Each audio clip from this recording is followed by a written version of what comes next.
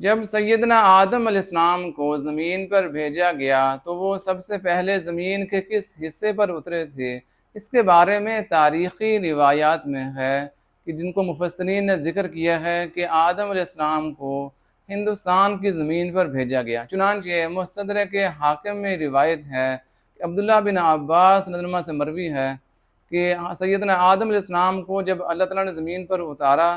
تو انہیں ارض ہند یعنی ہندوستان کی زمین پر اتارا گیا تھا۔ تو اس طرح کی بہت سی روایات مفسرین نے ذکر کی ہیں، تو بظاہر ان کا ماخذ اسرائیلی روایات معلوم ہوتی ہیں، تو جن سے یہ بہرحال یہ پتہ چل رہا ہے کہ آدم علیہ السلام کی آمد ہندوستان کی زمین پر ہوئی۔ اب یہ روایات کس قدر صحیح ہیں اور حقیقت حال تو اللہ ہی کو معلوم ہے، لیکن بہرحال یہ روایات موجود ہیں جن کو مفسرین نے اپنی تفاسیر میں ذکر فرمایا ہے کہ آدم علیہ السلام کی آمد زمین پر جو ہوئی وہ ہندوستان کی زمین پر اتارے گئے۔